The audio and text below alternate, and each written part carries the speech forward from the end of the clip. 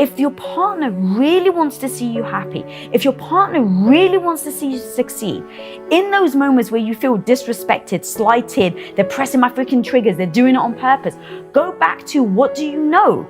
If you know they love you, if you know they don't deliberately want to hurt you, then what we do is, it must be a communication issue.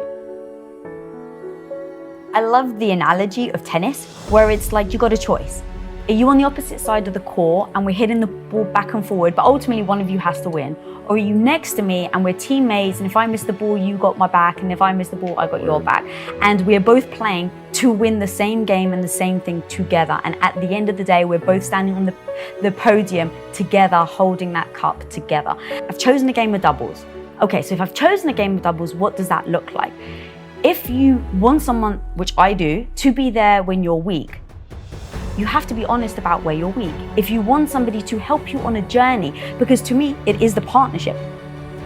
One thing that people really have to understand is this idea of you've got to want the other person to win. Like, all of this stuff only works if you are just filling your heart with, I want this person to win. I want to navigate this in a way where I'm not trying to win the argument. I'm trying to, I want them to win at life. I want them to feel elevated. I want them to feel better about themselves when they're around me than when they're not. I want to elevate this marriage. And by always focusing on elevating each other, by focusing on recognizing that you're only going to be able to elevate each other in the marriage if you're honest. And so when I take you to that new level and I think, God, the argument just got harder, it got worse, there's more emotions, things are heightened. And being willing to push through that, because I want us to win. I don't want there to be dust that settles. I want to get really to the truth. And sometimes that means that you have to own something that's really hard. I mean, everything we're talking about right now, it comes back to me and you discuss everything. We communicate on every aspect. And so anyone listening, really, that's what it comes down to, is it doesn't even matter what you're looking for in your relationship. You do you. But communicate that with your partner. If you want to, if it's a role thing, communicate. If it's a leadership thing, communicate. If it's I want to feel this way, communicate. Like me and you, every step of the way we communicate. So there's not that friction that I think so many couples have, where it's, am I supposed to be this and they're supposed to be that? And, just discussing those things has been game-changing. You and I have a phrase. The phrase we use, because it's not triggering for either of us, is everything is my fault. Mm-hmm. So to give people other language is, I'm always in control.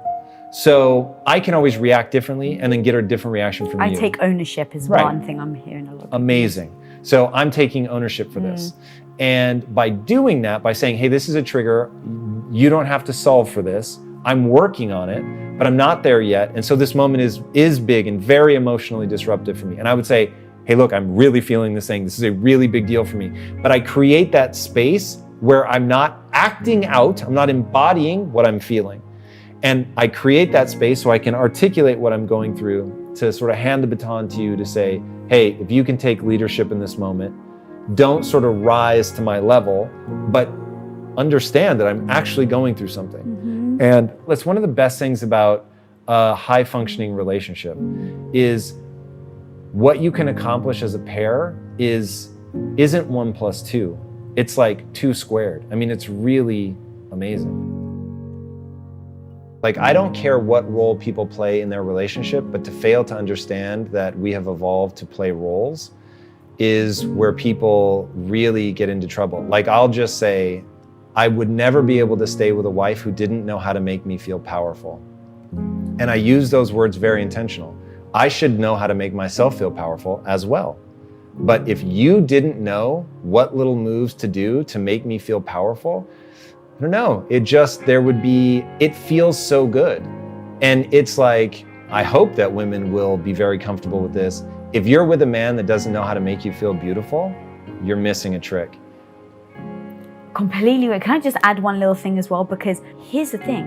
People want to know how we've been together this long. We're this honest. I want you to make me feel a certain way. Now, I can't rely on you. Like, 100%. I cannot rely on Fucking you, babe, nuance. to make me feel sexy, to make me Standard. feel sexual. No doubt. That is on me. I do want you to make me feel beautiful. But again, I don't need you to. And it's important to understand, you need to understand the difference between need and want.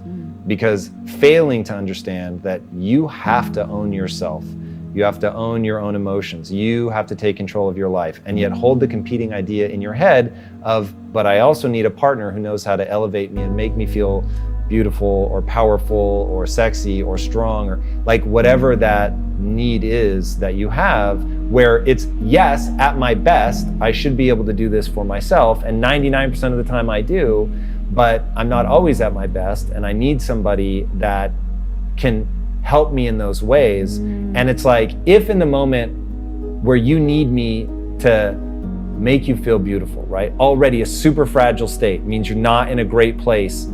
If I'm like, you shouldn't need me to make you feel beautiful, it's like, oh, wrong answer. It's like, yes, that's actually true. But in that moment, oh God, is it the misread of the situation? And then also, that's what, to me, a partnership is. Like, we've committed to being in a partnership together. So there is going to be 100% this crossover of relying on the other person, of needing the other person, you know, on occasions, to really be able to turn to them and know they've got your back, that when you fall on the floor, they are there to reach out a hand and pull you back up. To me, that is what a partnership is.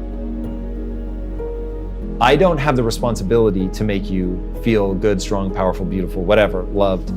I have the opportunity to make you feel that way, but I don't have the obligation. And when you realize, I need to own my feelings. So you have done this thing, whatever that thing is, but I have chosen to feel this way about it. And so just because I feel that way does not mean that it is true. And I am very eager to find out if it is true.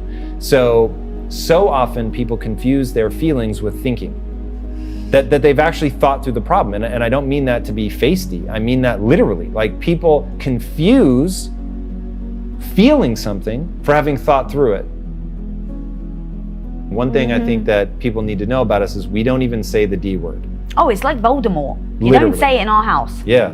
I don't talk about it. I don't joke about it. And so going through that, I'm like, okay, I'm totally committed to this, but I need to find a way to like connect to it and feel good about it. And the big thing for me, and I think this is like the key for people when it comes to change, is I have a rule in my life that I only elevate those around me. And so I'm like, never more so than with my wife.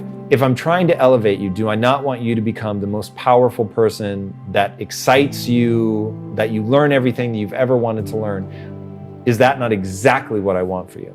And the answer is yes. So then I'm like, okay, now we have to find a way to connect to this, find out how we avoid the sort of muscle on muscle vibe, and, you know, really like find that rhythm. But just being able to say, I want you to become whoever you want to become in order to be proud. And I want you to feel that you've become as powerful as you want to become. And it was interesting, then it sort of unlocked something, and it wasn't anymore about keeping you the same. It was about, all right, well, let's go on this ride together. And then obviously communicating a lot about it. And then I hope, because functionally what happened is you now have multiple gears, because there are times where you're just the soppy, super genteel, ultra nurturing, like, let me do something sweet in that way for you. And I love it. Why do 50% of marriages fail? Like, if everybody thinks they're in love, but then ends up 50% divorce, there's a massive chasm between the time you fall in love to, you know, when people get divorced, and what happens in between that chasm. And I think for me and you, we just discussed that. It doesn't get you over your insecurities. It doesn't get you through arguments. It doesn't get you through disagreements and problems and hurdles. Like, you can't just love your way out of it.